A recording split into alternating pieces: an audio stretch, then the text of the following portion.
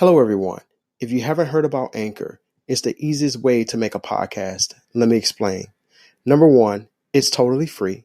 They also have creation tools that allow you to edit your podcast from your phone or your computer. How convenient is that? Anchor will also distribute your podcast for you, so it can be heard on Spotify, Apple Podcast, and many, many more. So, what are you waiting for? You can also make money with no minimum listenership. It's time to get started. All right, everybody, what's up? I want to thank y'all for tuning in to this show today. Today we got a very special guest here, Brother Stefan, Self-Ruler. Brother Stefan, Self-Ruler, Black Wall Street piece. He's big into the Black Wall Street, building Black Wall Street as you know we do, building Black Wall Street one person at a time. Let's build Black Wall Street one person at a time. So, Brother Steph, man, it's all about you today, man. So tell us a little bit about yourself, how you got started. Tell us a little bit about your past. How you got started with this Black Wall Street piece. I know we did a live on Facebook and we kind of talked about, the Black Wall Street aspect of it, right? So tell us a little bit about you. So basically, my name is Stefan, Self-Ruler West. I am a St. Louis native. Have lived here for most of my life. And I just basically created the Black Wall Street Challenge, man, just to try to help change the climate of the mindset in St. Louis. Now, I lived in St. Louis most of my life, but I have traveled, all over the world. And it was a certain mindset I felt like was in St. Louis that wasn't anywhere else when it came to just the acknowledgement of our black businesses and just, anything dealing with them. I mean, you just had this mindset where people just wasn't with it. They was like, oh, man, the attitude, this, that, and the third. And so I took it upon myself to try to come up with a way where we could try to change that climate. And the reason why I was so, just adamant about changing the climate was because I come from like third generation business owners. So I come from a family of business owners, ownership. And it's a really, it's something that I've always admired about my family and just people that I knew that were business owners, was that they took their fate into their own hands. They wasn't going to allow somebody to tell them what they can make. You know what I'm saying? They were dreamers and people that felt like, hey, I can't stay stagnant. I can't just go to a job every day and clock in for you. I'm smart enough to put something together to where I could, create a job for somebody else to clock in at. So I always admired that about business owners. And just traveling showed me that when you go to other communities outside of St. Louis, a lot of the black people are more supportive of their businesses in their community. And that was something that I felt like was missing in St. Louis, just that, that family feel or that respect for the business owner.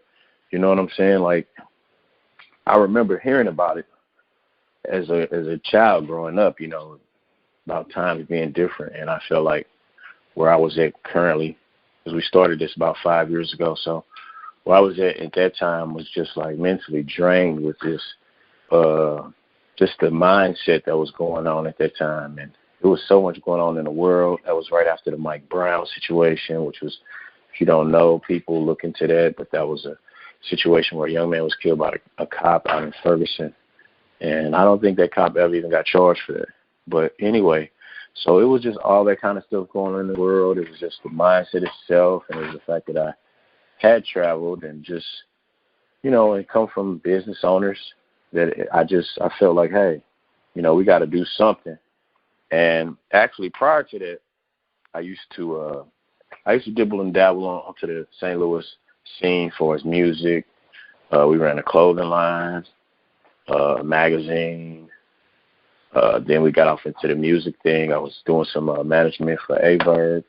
That's why a lot of y'all see me and Verb doing a lot of projects these days, because actually Verb is my homie from back in the day. We made a lot of money together back then.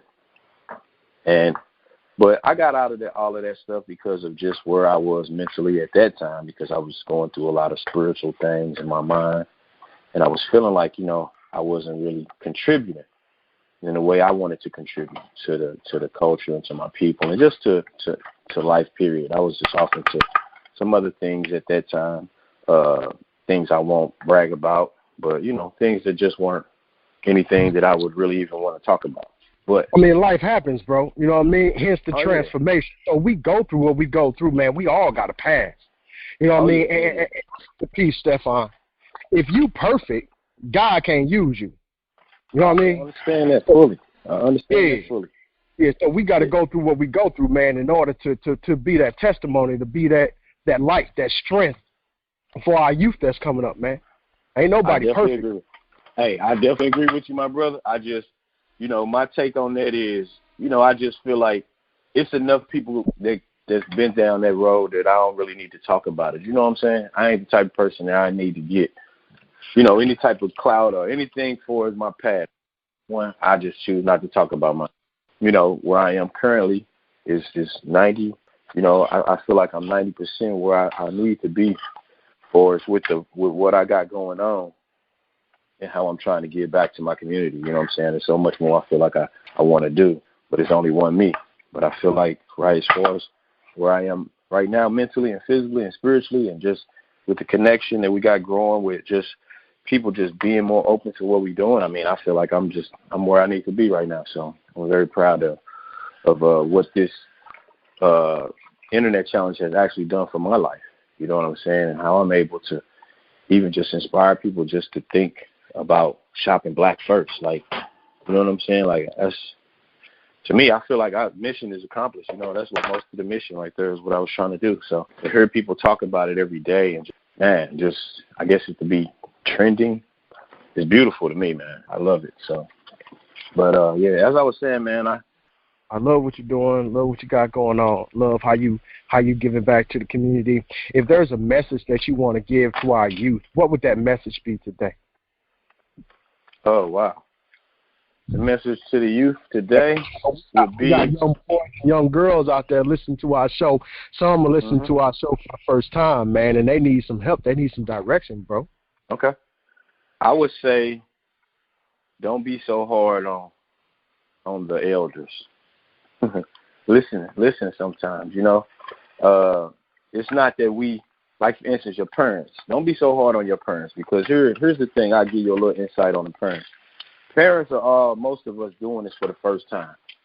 So we're not going to get it all right. So a lot of the times we see our youth or child or whatever, and we see something in them as a parent that we don't want them to possess. So that could cause a rift or a wedge between us because we see you going down that wrong path. So we feel like as a parent, it's only right that we intervene.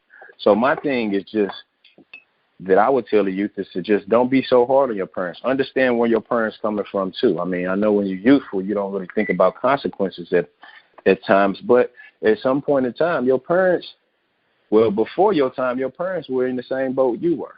So, you know, you got to keep that open mind and go out and don't waste your time. Like, don't think just because you're young now, you can't invest in your future.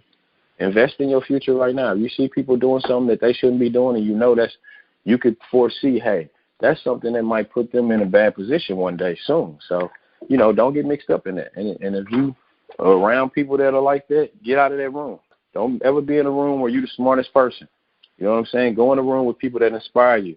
Take advice from people that you would trade places with at that moment, not with people that are in your peer group. You know what I'm saying? Look up to something. Look up to somebody.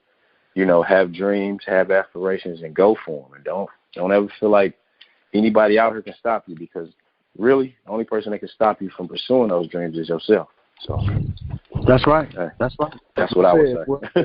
I get worried with young people because I work with a lot of young people. I employ a lot of young people. So my day job, I do political consulting. So I do a lot of work around the city of St. Louis. We hire a lot of these young youth, and we do what we can to try to teach them that, you know, just that it's other routes out here and not just what we see on TV or on the internet. You know, it's all kind of little routes you could take.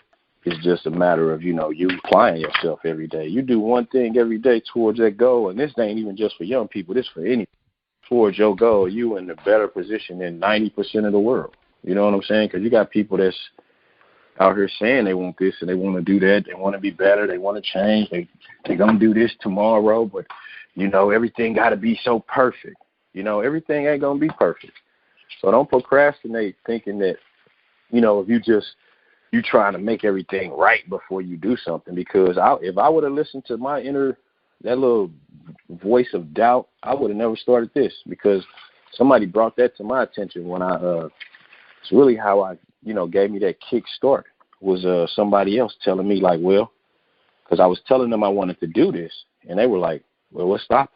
It's like, you got the means, you got the will, you want to do it. Like, why? And I was like, well, I need to get this right. No, I really want to have this. I want this cinematic, I want to do this and do that, And he was like, man, you know what? You BS. I don't know if I can curse. That's why I said BS. You know what I'm saying? He was like, you BS. And I was like, and I went home and I slept on it. And it kind of like gave me a nightmare. I'm real, I get lucid with my dreams sometimes, where like the last thought that I thought of before I went to sleep, it'll haunt me, or it'll inspire me in a sense, and haunt me not in a bad way. It'll haunt me to where, okay, you need to be doing this with yourself. Because you're in tune with your spiritual nature.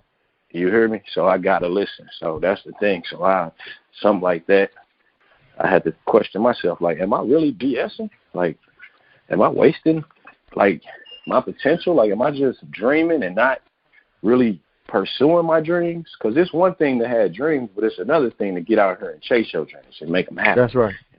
And turn them into reality. That's right. You got to actually put in the work for it. And that kind of stuff, I'm a person that usually will tell somebody that, so it kind of made me get up and just be like, you know what? And this is coming from a person that I would have traded places with at that time, because they was already doing their thing in the movie industry. So, talking to this person, I'm definitely thinking like, yeah, I got to listen to this person. If they telling me I got something here and this is something that's good for the world and you need to do it, and I don't do it, then I would be just, serving myself no purpose. So that's right. I finally found my purpose, which is just traveling the country, showing love to black businesses, and if we still trying to address the young people, I hope that each and every one of y'all out there listening can find your purpose out here. And the earlier and the sooner you find out what that is, man, it makes everything so much easier, because you know what you're doing, you know what you need to do. Right. It's just about being on that right frequency and trying to look for it. Because once you start looking, the way the universe works is once you start looking, it's going to find you. So that whether that be good or bad, whatever you're looking for, if it's trouble, you're going to find it. It's going to beat you home. If it's something good, it's the same way. It's just how you, like I tell a lot of the youth that work for me, I tell them, when I find a guy or a young lady that's real influential to the point to where if I say something, and then this person get upset, and then everybody else get upset. Oh, yeah, them type of people, yeah, I like them kind of people, because them the kind of people I can relate to. So I like to tell them people, look, especially if I see them going down the wrong path, I let them know, if you got this much influence on everybody around you, that means you possess a lot of strength and power. You probably might not know about it yet because you're young and you don't understand why all these people drawn to you. But just imagine, if you were to lead them in the wrong direction and something bad happened to this person, right? These people look up to you. That blood or whatever that is, that's on your hands. So just imagine if you could change your influence, right? And you could change your aim. Not change your influence, but change your aim. Aim a little bit higher, right? Aim for something positive. Everybody around you that follow you, to do anything you say, do, and all that, you're going to change their life and their outcome for the better, because they are following you. So if you change your life up and do better, and aim a little higher, that's going to cause everybody around you. You're going to have a better, you're going to have an impact on everybody around you, a positive impact on everybody around you. So that's something else I always tell the young people, man. I love the youth, so I can talk to the youth all the time. That's certainly good advice. They need to hear that too. Oh, yeah, definitely. That's all I tell them. Because, see, the thing is, it's a disconnect with young people and the other generation. And I always tell people in our generation, like, it's our fault. You can't go around here blaming the young people for what they not doing if we already creating that wedge. You know, we like keeping that wedge going. Each generation is responsible for the next. So if we don't feel like we feel, if they feel,